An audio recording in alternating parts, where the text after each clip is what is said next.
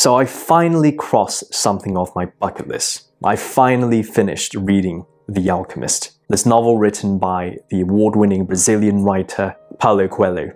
Chances are you've heard of it. I've certainly heard of it for over 10 years of my life. It's always existed in the peripherals because it's always being mentioned here and there, especially by my writers at Empirics. And because I've been incredibly busy, I've always put it off. Finally, because of the pandemic, I've had some extra time and I had the chance to go through it. And having finished, I have to say, oh my, it is truly, truly moving, with a lot of incredible powerful life lessons contained within it. So tonight I'd like to share with you what I think are some of the most powerful takeaways that we can gain from The Alchemist and why you should consider reading it too.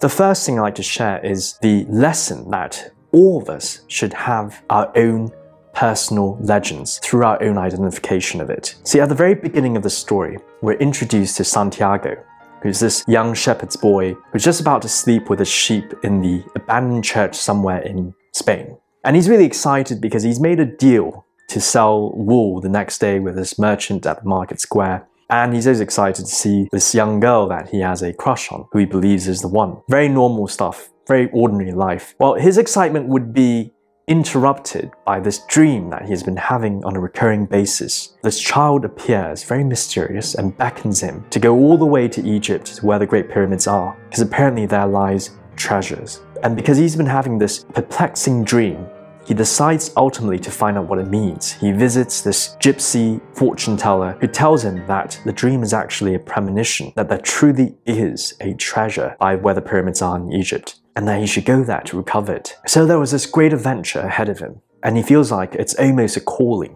He's been having this dream a lot. But at the same time, he also feels weighed down, because for his entire life, since his father and those before him, and also those around him, they've always told him that he was a shepherd's boy. That's what they expected him to be, a shepherd. To go off to this adventure would mean giving that up. He even had a conversation with a strange old man just about this very topic. He wants to go, but at the same time, if he did, what would happen of his life of being a shepherd? And it's at this point that we get a glimpse into this lesson, as the old man tells him that most of us in life were never able to realize our destinies because we are held back by the expectations and the definitions of others. What Coelho means by this, I think, is really how a lot of us in life, we have deep-rooted passions. Whether it came to us in a mysterious dream, or it's always been a part of us, just dreams in our life that we have, we don't pursue them because oftentimes those around us, they hold us back. They hold us back with their expectations of us, who they expect us to be, and with their identifications of us, their definitions of us, who they say we are. And if we accept the definitions and the expectations of others, we will never be able to realize our own personal legends, our own great adventures. So for example, in a real life context, some of us might aspire to be artists, but then we might have overbearing parents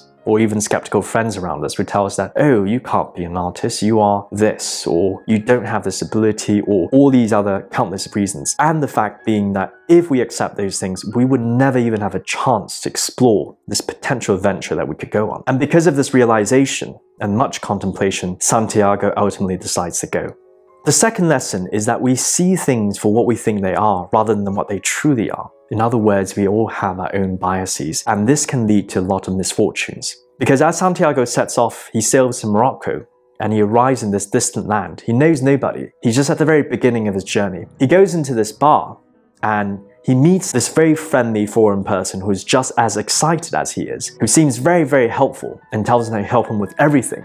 Although people around him were telling him that he should be careful, especially this bartender. And because he believed that people were really helpful, especially where he was from, he trusted this person, and ultimately he had all of his money stolen. The lesson here is oftentimes, when we look at things that happen or the people we meet in our lives, we project our own values upon them, which really clouds us from seeing the truth of things. And there is an importance for us to be able to step back and consider the truth for what it is and not let our biases cloud them. Especially for many of us who are pursuing our own destinies in life, our own personal legends. It might be, for example, starting your own business. You might be so excited by it that your excitement and your own values and your own beliefs at the time might cloud you from seeing things for what they are. Things that can be potentially risky towards realizing your destiny or your dreams. So what Coelho is trying to teach us here is that we should always have a very critical view even if we are pursuing our own destinies in life, and that we have to be very guarded and very careful in realizing our own destinies. The third lesson is that we should never give up even in the face of tragic failure.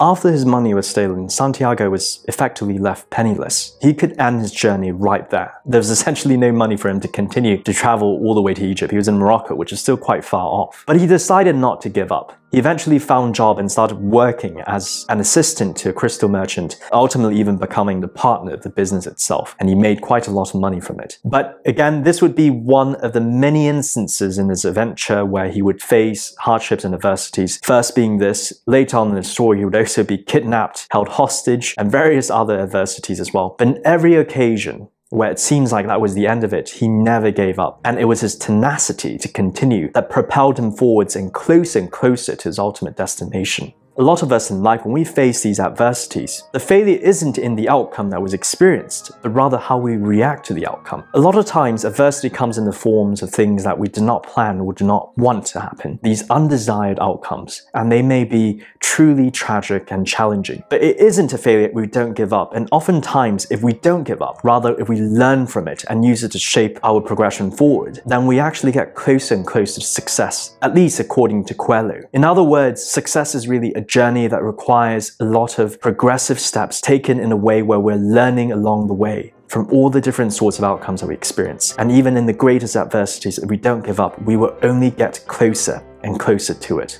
The fourth lesson, which I think is quite an interesting one, is this idea of being too comfortable. Throughout his journey, Santiago actually had many moments where he achieved semblances of success. For example, when he worked for the crystal merchant as he's trying to build back the money that would allow him to continue his travels to Egypt, he eventually became quite successful. He built a life for himself in Morocco, and he could continue onwards being a crystal merchant. The crystal merchant actually offered him his business as well to become a partner, and he could stay there indefinitely and be incredibly rich. He could also go back to Spain, where he could use this money to buy sheep again much more than before, and be also a successful shepherd. At this point in his life, he was quite settled. Yet ultimately, he calls back to his personal legend. He knows that there's still much more ahead. He can't just be stagnant and just stay there. There is still this journey ahead that he has to take, this adventure, this calling of his. Also later on in the story, as he travels through the desert from Morocco through these caravans, he meets this woman who he falls in love with, and he also built a life in this oasis town somewhere in the desert, and he became very settled with it, and everyone knew him, and he was really popular, and he had a very good life, especially with a woman. He was in love. But yet again, he also realized that he could not just stay there and be so comfortable and never pursue his ultimate calling. It was at this point in the book he met an alchemist, and he tells the alchemist of his dilemma, whether he should stay in the desert with this woman or actually pursue his legend.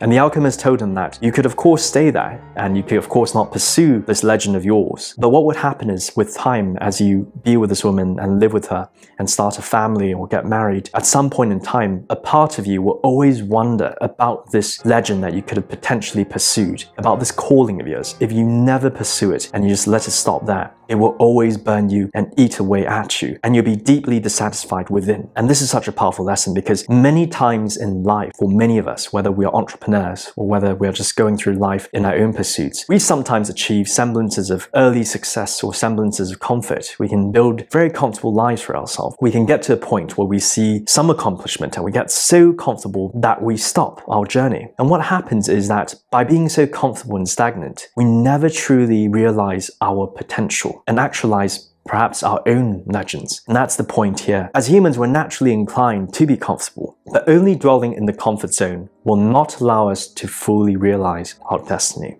The fifth lesson is that we should be a student of life and all of its experiences, that we can learn things from anyone and anything that happens in life. Throughout his journey across the desert, Santiago meets different people, an Englishman, an alchemist, caravan drivers, even certain clansmen, militia, and townspeople, and experiences many things. Throughout the entire book, every single person that he meets, and every single thing that he encounters, and every experiences that he has, he learns from them. And I think there's something very beautiful about that. That there's this idea that truly the ignorant is the person who thinks that they know everything. That life contains with it many lessons that if we were to treat life with this grand curiosity, there's so much we can learn from it. For example, at one point as Santiago was traveling on a caravan across this very dangerous zone of the desert where there was a conflict going on, he actually went to ask the caravan driver out of curiosity, why do you do your job? And what's your view on life?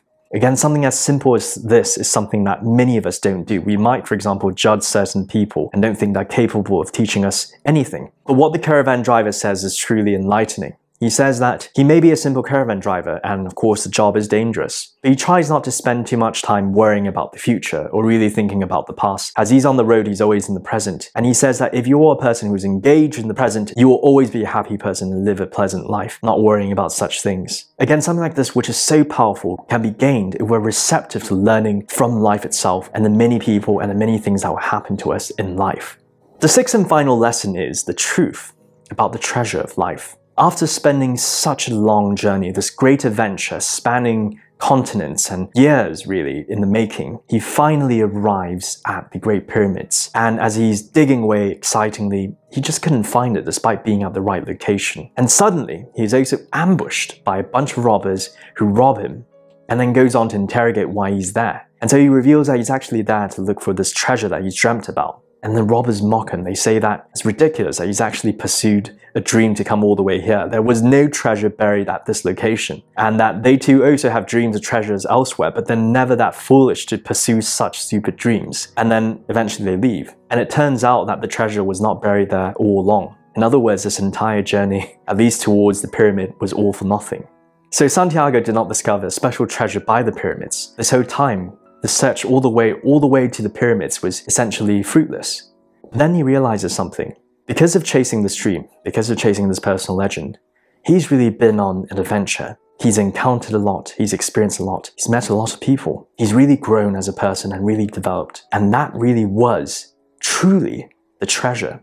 And I think this is the most powerful lesson of this entire book, that the treasure of life, sometimes we set out on this legend of our own, this destiny, pursuing what we think is a treasure, but we don't realize that the journey itself is the treasure. Because of the journey and what we experience in life and how we can actually grow from it, that is truly more worthwhile than anything material. Had Santiago not set out on this journey and never pursued this dream of chasing this treasure, he would just be the same shepherd's boy as he always was, as his father was, and live a very monotonous life and never experience anything and go halfway across the world and have such a fulfilling life. That the riches he was seeking for was really a richness in life, and that is the treasure that we should all have. We should aspire to develop a very rich life of our own, a life full of adventure, unforgettable memories, of learning and development. And that is a treasure that is more valuable and worthwhile than anything else can possibly imagine. How do we apply that into practice then?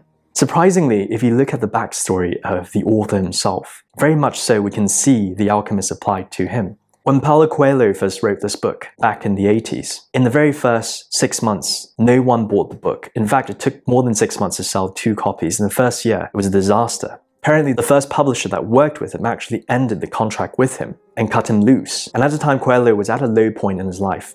But he recounted in his interview, he said that The Alchemist is very personal to him, because just like Santiago, he was pursuing his own personal legend. He was pursuing the legend of actually getting the story out there, which he poured his heart and soul into. And that the treasure which he had all along is his ability to write, and to share that with the world. The experience of actually doing that was more enriching than any success that he would have. So it didn't really matter to him whether he would become a successful writer or not. And that is something that I find truly incredible. But of course, ultimately today, The Alchemist has sold over 65 million copies and has been translated to over 80 languages. And for these reasons, I think it truly is an incredible book that I think we should all read. There are so many lessons contained within it that I can't possibly sum up in this video. So I do suggest that you check it out. But ultimately, the takeaway for me that I'd like to end is this: we should all search within ourselves for our own personal legends and live a legendary life, and seek for adventure and go on this adventure of life and pursue our dreams and our passion. We will definitely encounter hardships and adversities and many different people. But if we are able to be tenacious, able to be cautious, able to always be curious, and also at the same time to never settle in comfort and realize the value in the adventure and the journey itself, that's a way that we can truly live a fulfilling life, that we can truly discover the treasures within ourselves.